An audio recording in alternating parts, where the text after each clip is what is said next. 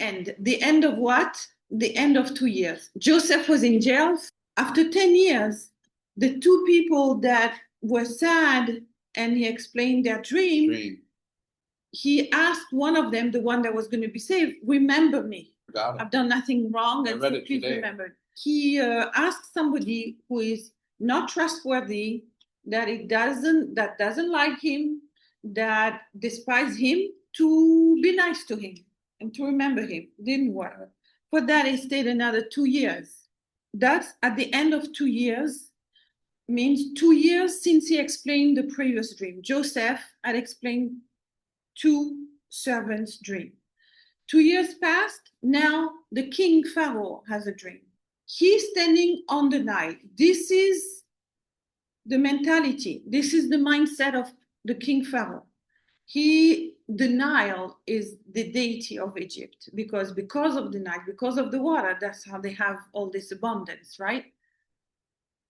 He's standing on top of that. In other words, I'm even greater than the Nile. You're worshiping the Nile, I'm even greater than that. That's the mindset of this king. And the dreams were about 7 cows. They were good looking.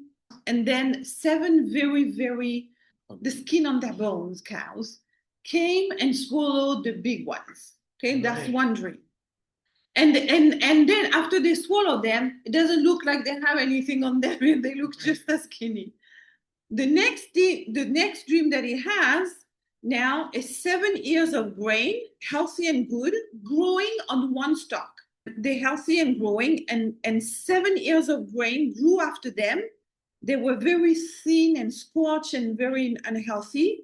Blown by the east wind, the 7 thin ears swallowed up the 7 healthy one, and then that was it, and I realized I had a dream. So now a lot of people try to explain his dream, and he rejected them all. The night of his dream was the night of Rosh Hashanah, Day of Judgment. He woke up, and he was very agitated. Nobody could explain his dream. It's not that they didn't explain his dream. They did give him an explanation. They paid for it. They're on the roll, on the payroll of the court. But nothing clicked to him. Nothing really meant to him anything. The wine steward that, remember, 2 years ago, I was in jail. This guy told me the dream, and then it came out true. Oh, so now I'm going to be smart. I'm going to tell the king, I know the person for you, right? And he said, you know what? This is why it was a problem with Joseph relying on this guy, because this is how he introduced Joseph to the king. There was a Hebrew, first of all, people would despise because they eat sheep meat, that we worship the sheep, but they eat it. He's a Hebrew, and he's a lad, he's a young guy. Like not very wise. He's a slave. So now, if you want him, I just want to tell you, it worked for me. Maybe it'll work for you. But Pharaoh was short of people now. He said, okay, give it a try to this guy, bring him over. So they made him run. They say, hurry up, the king wants to see you. And he said, no, if it's my time to come out, I'll come out like a man, not like a slave. I'll come out, I'll take my time, I'll present myself. Shaved, haircut, best clothes, washed. Pharaoh's name, tell me, I'll tell you my dream. I was standing on the bank of the Nile. So Yosef said, this is a language I haven't heard. Because really, your dream was you were standing on top of the Nile, not on the bank. So already he's telling Pharaoh things about his dream that even Pharaoh is changing a little bit the story of the dream. So he's already knowing more than what was told to him. Basically what he wants an explanation. What is the answer of Joseph, who could get all the credit? You remember, he spent 2 more years because he asked someone else to intervene for him. Right? So now he learned his lesson after 2 years. Why is he staying another 2 years? To develop more trust in God. And he says to Pharaoh, Pharaoh's dream is one I dream. In other words, both dreams is one subject. which other people didn't tell him that. And he said, God has told Pharaoh what God is about to do to this country. Rosh Hashanah, you being judged, this is something that is going to happen to the whole nation, not just to you as a person, like you're going to have 7 girls, you're going to lose 7 girls, no, it's not a personal matter, it's a national matter. So now Joseph explained the dream. He says the 7 good years, 7 years of plenty, you're going to have 7 good years and then 7 that's going to swallow up. In other words, all the benefit of the good years is going to be finished, gone. Right. So he said the famine will ravage the land, and anything that was growing in the years of plenty was going to be gone. It's like nothing happened. And God is rushing to do it. That's why you have one thing after another. You have one dream, then you have another dream, because things are happening very fast. This is the explanation. And he was told to explain the dream, but he continues. He continues and he said, now what Pharaoh should do, he's telling him, I'm giving you advice right now. Nobody asked him for his advice, but he's giving his advice. You should seek out a man with insight and wisdom and place him in charge of the land of Egypt. And this is what you should do. You should appoint an official over the land and prepare during the 7 years already for the 7 years of famine. Gather the food and so forth. He tells him, let the food be in the city, let him be in warehouses where it's safe, where it's guarded, and so forth. And the food shall be held in reserve for when the famine comes, there's food in the warehouses. Pharaoh says, this is a very good idea. We're going to find a man who has such a wisdom. Not only explains the dream in a way that makes sense to me, but he also tells me what to do.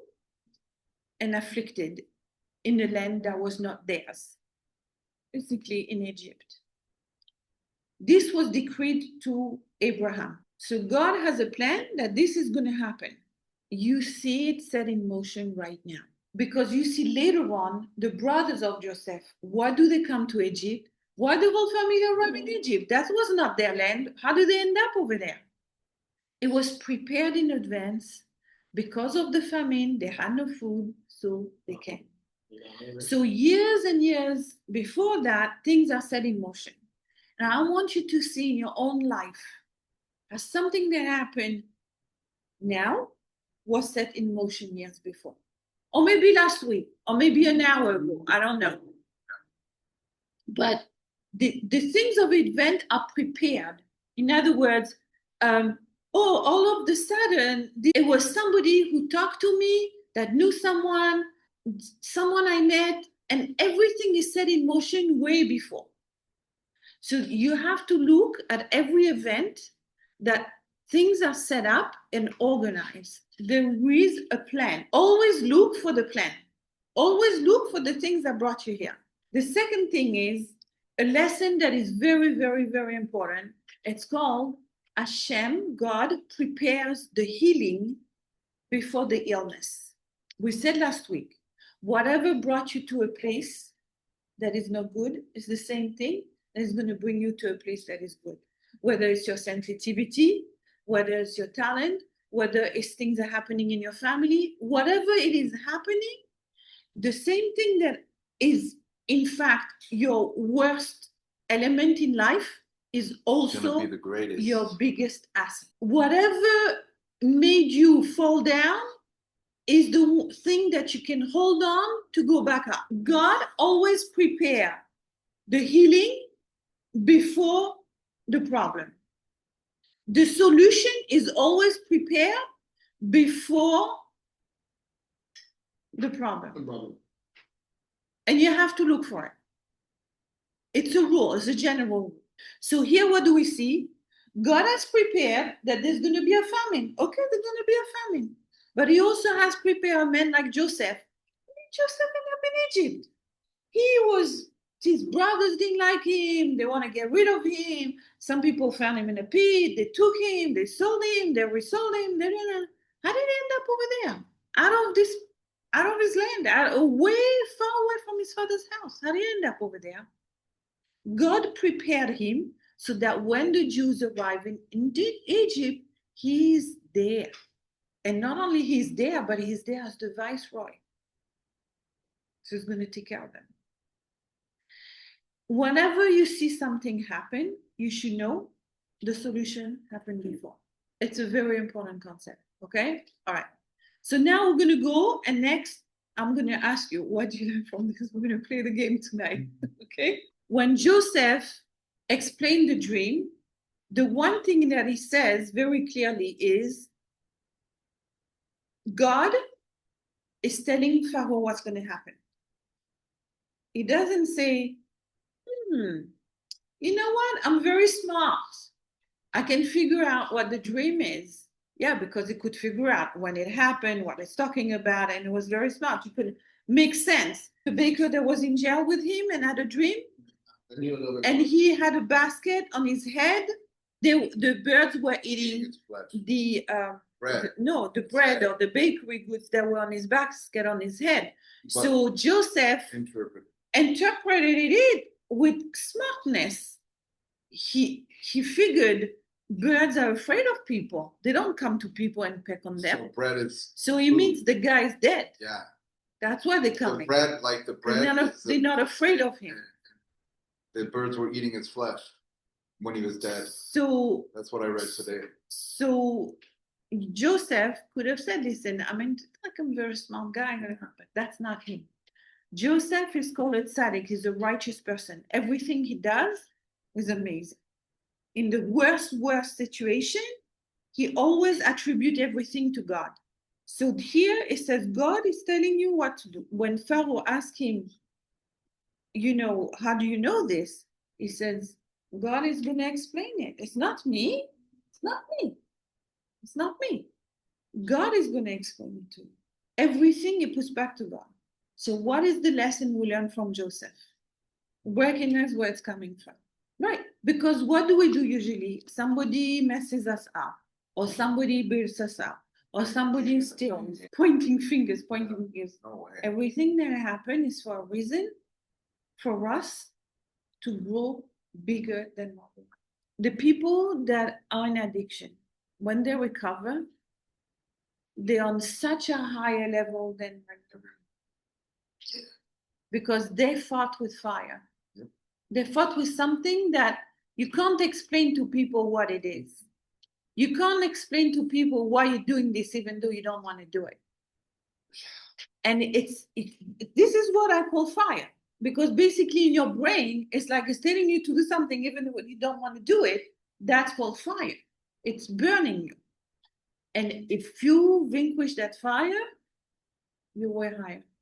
There's a problem. Pharaoh says to Joseph, listen, I put you in charge.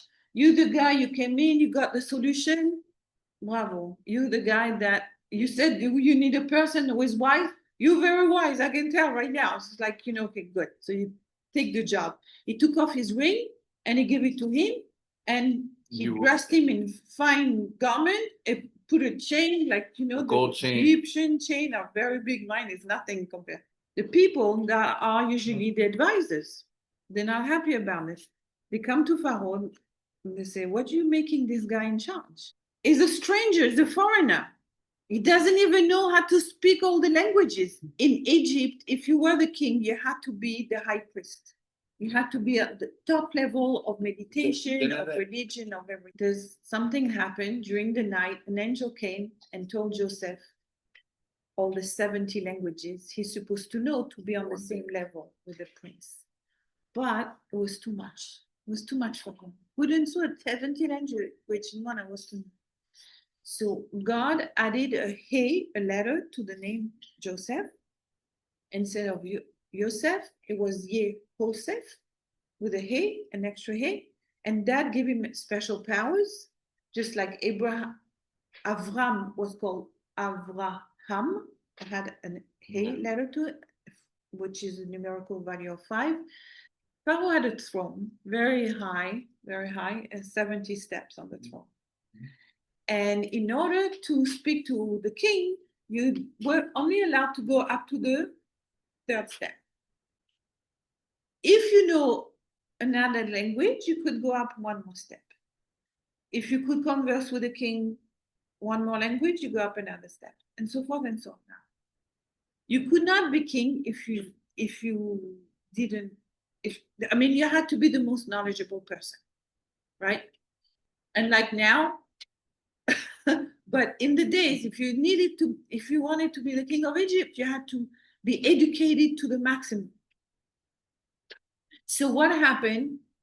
He goes up the steps, and every step he makes, he goes continue the conversation. One more language. It goes up until he's on the same step as the throne. And what's going to happen now? Joseph knew another language that the king didn't know. He knew Hebrew, and the king didn't know Hebrew. So what is the king going to do? He said, listen, I'm going to make you viceroy. You've proven that you're not only smart, you're capable, you come from, good family. We can see that by your demeanor, but do not tell anyone that you know one more language than I, because otherwise they're going to depose me, right? So Joseph said, okay, I won't tell anyone. He said, swear that you're not telling him. I said, okay, I swear. Much later on in life, and Joseph's father, Jacob, says, swear to me that you will not bury me in Egypt. You have to bring my bones back to the land where I come from, to Canaan, to Israel. Swear to me that you're going to do that. And Joseph swore. Come the time that Jacob was like very important person, Joseph said, I said to the king, I have to take off. I have to leave the country. Well, you can't leave the country. What is this? Yeah, I have to leave the country to bury my father. No, we'll bury your father. We'll embalm him. We'll make pyramid for him. We'll make him a god. We'll make him anything. We'll bury him here. No, my father made me swear. So he made you swear. So what? So Joseph said, go back on my swearing.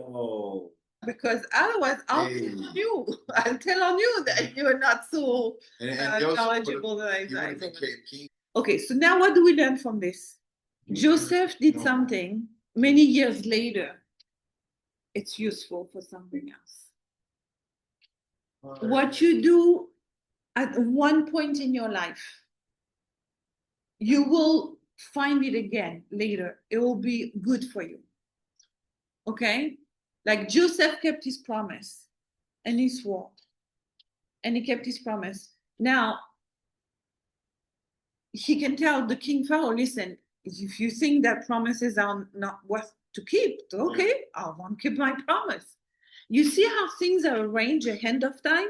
I told the story last time how Joseph got married, and now he organized this whole thing in Egypt where the warehouses are full of grain. In each city, he appoints people. There's a whole organization. People have to give in things. He forced them to give in things. And he basically made sure that the country was prepared. The famine arrives. 7 years later, the famine arrives. And it was like very sudden, from like a lot of food to like no food at all. Very sudden. People came. Their provision that they kept themselves got wormy. They would bring it to Joseph and say, we have no food. He says, okay, if you want to buy food, you have to buy from me. They gave him the silver, they gave him the gold. After a while, they didn't have silver and gold. They gave him the cattle. They gave him the land, so he owned the land. Now they could lease it back and whatever, but nothing was growing anyway. He accumulated an enormous amount of riches. Yep.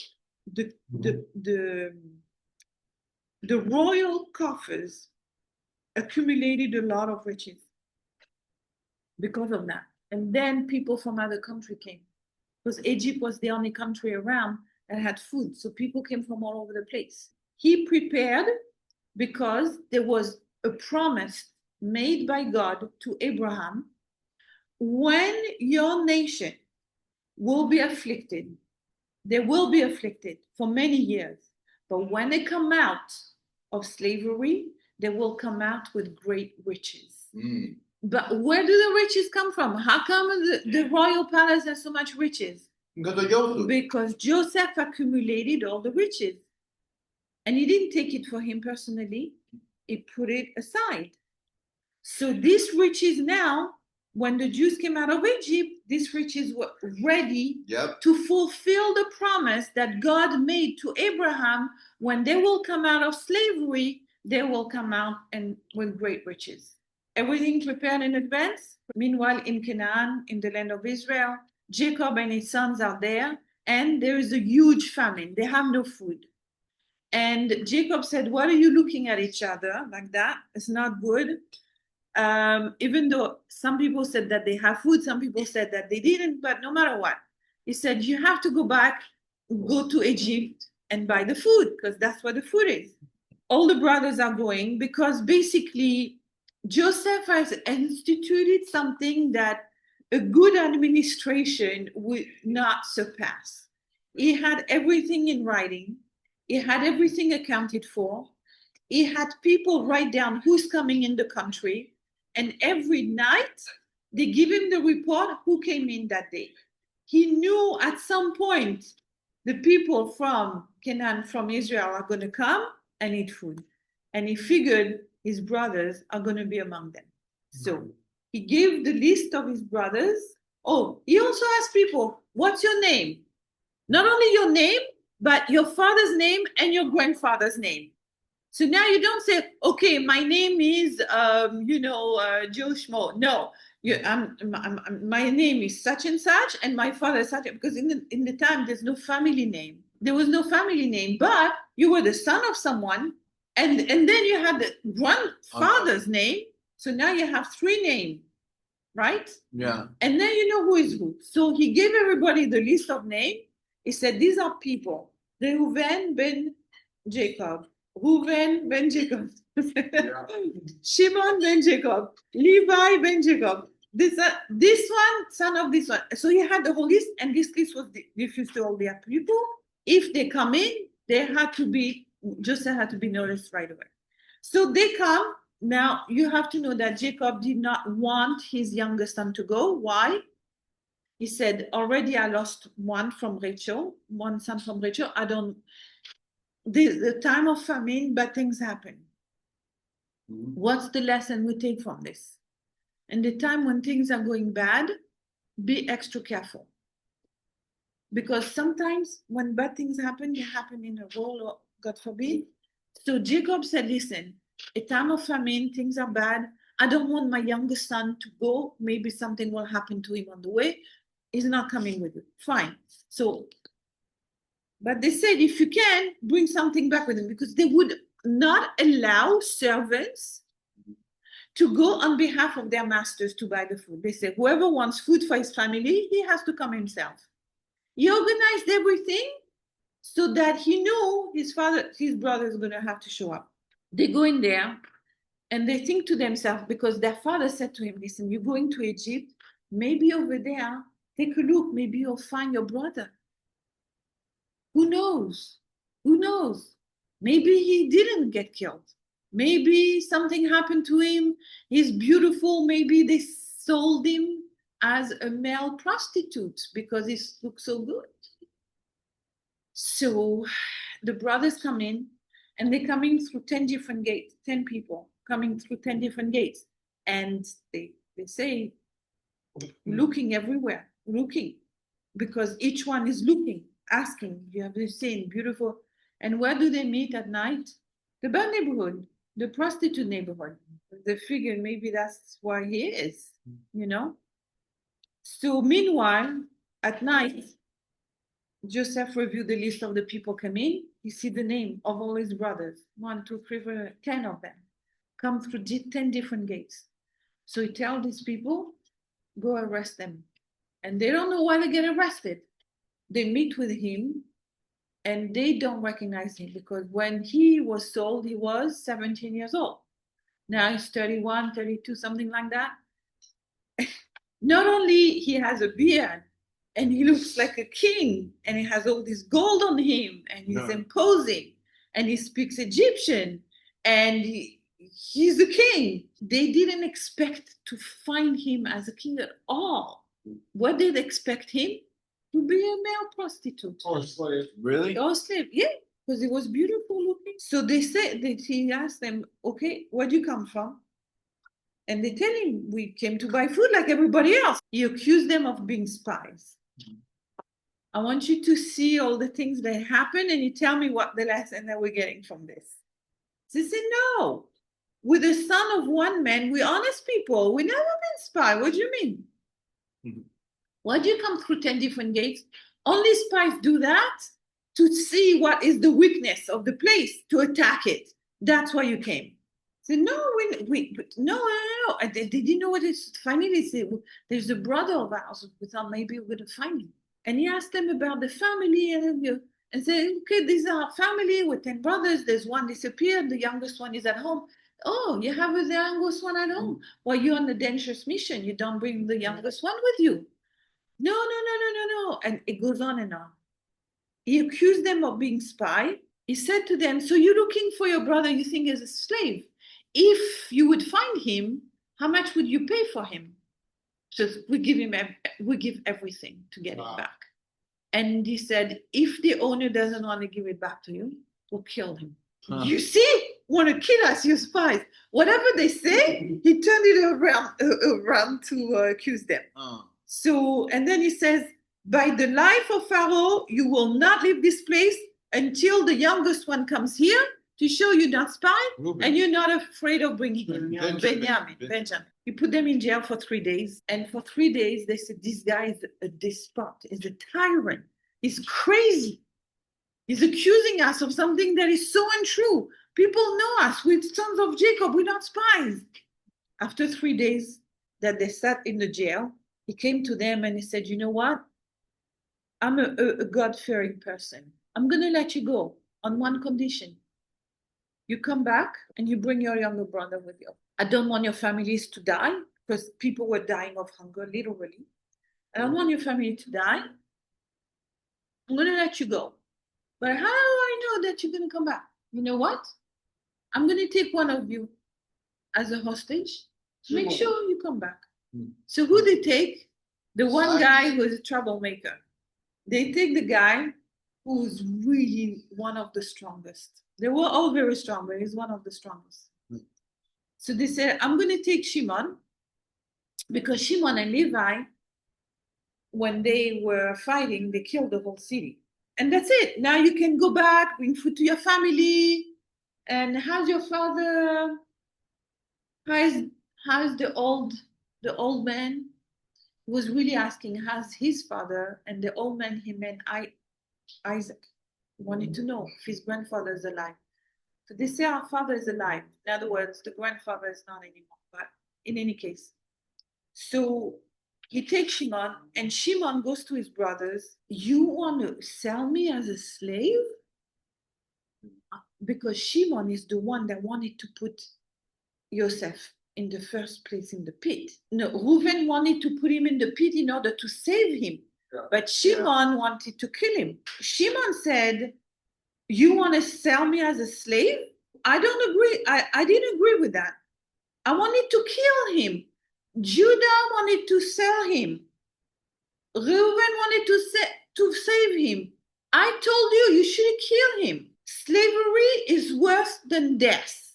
Now you regret what you did to him, but now you wanted to do that to me? You want me to be slave here?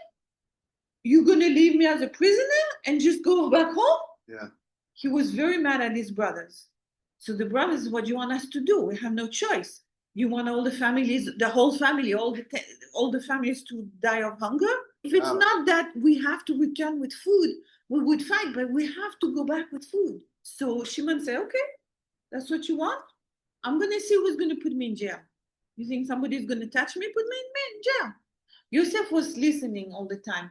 Really, they never spoke to each other. There was an interpreter between them, right? So they think Joseph speaks Egyptian, and the interpreter speaking to him and translating whatever.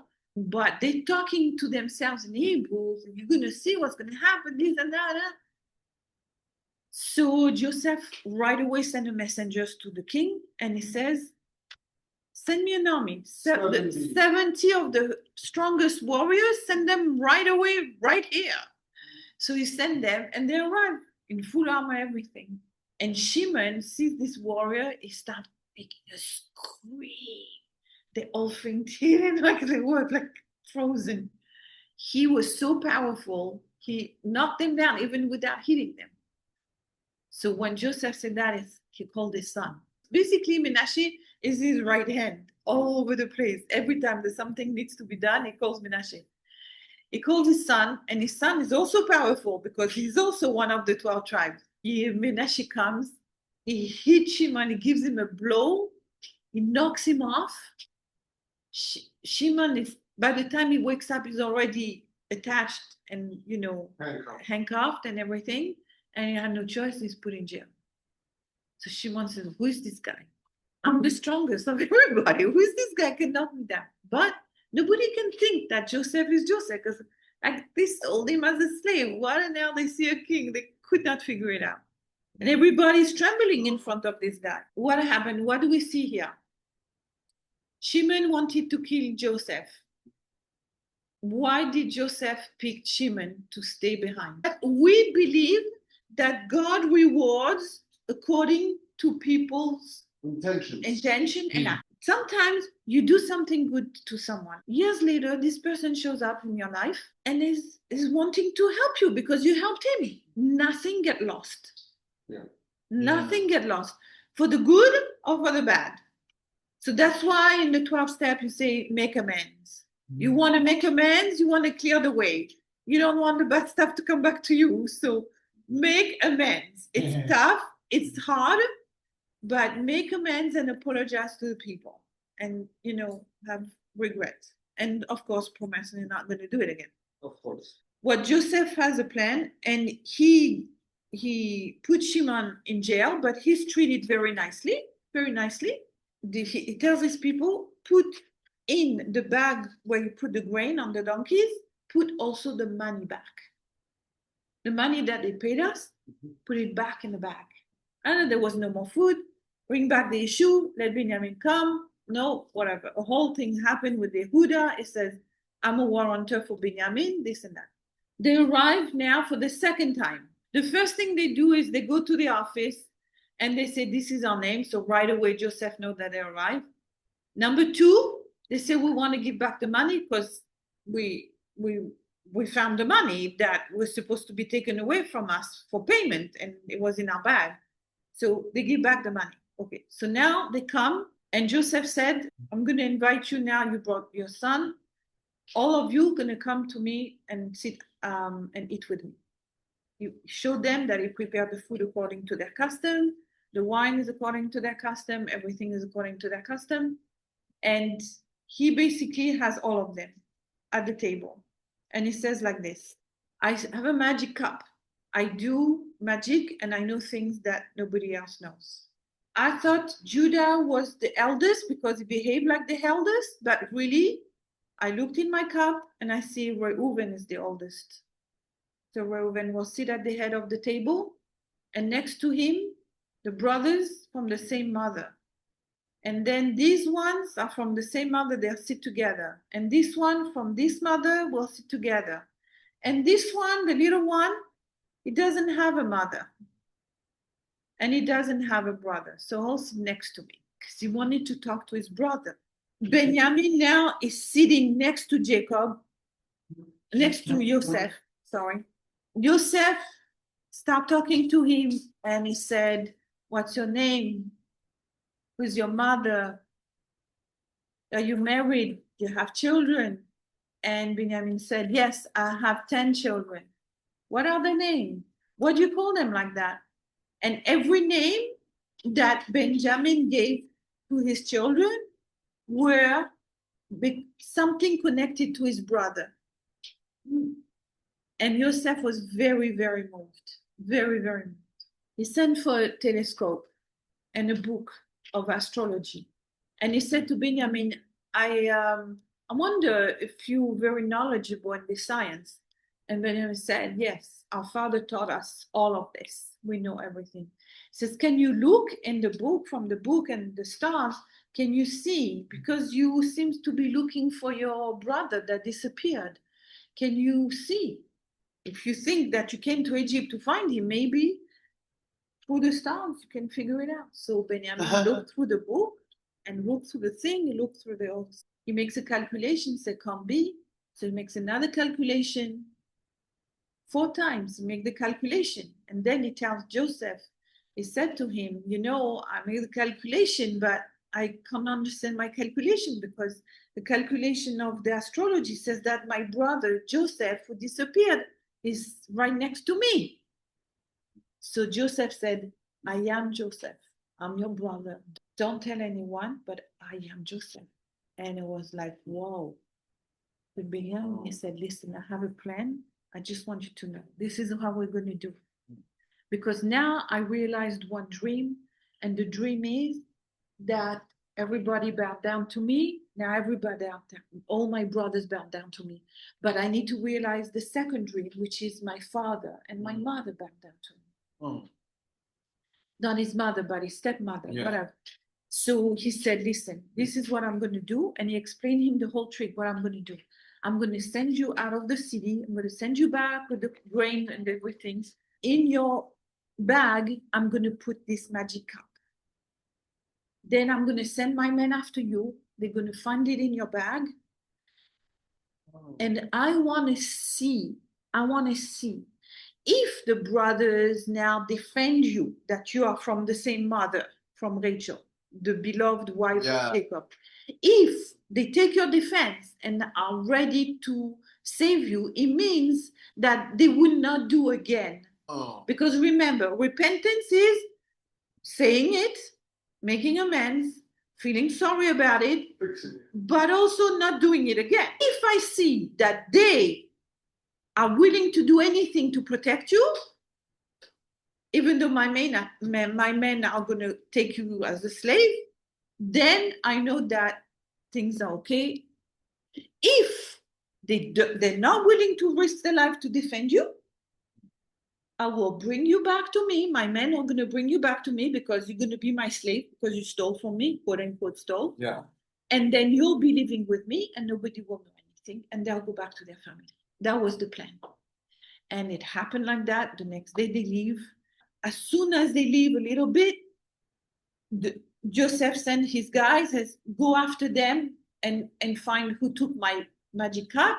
They find in the bag of Benjamin, and the brothers start beating him. You're a robber, you're a thief.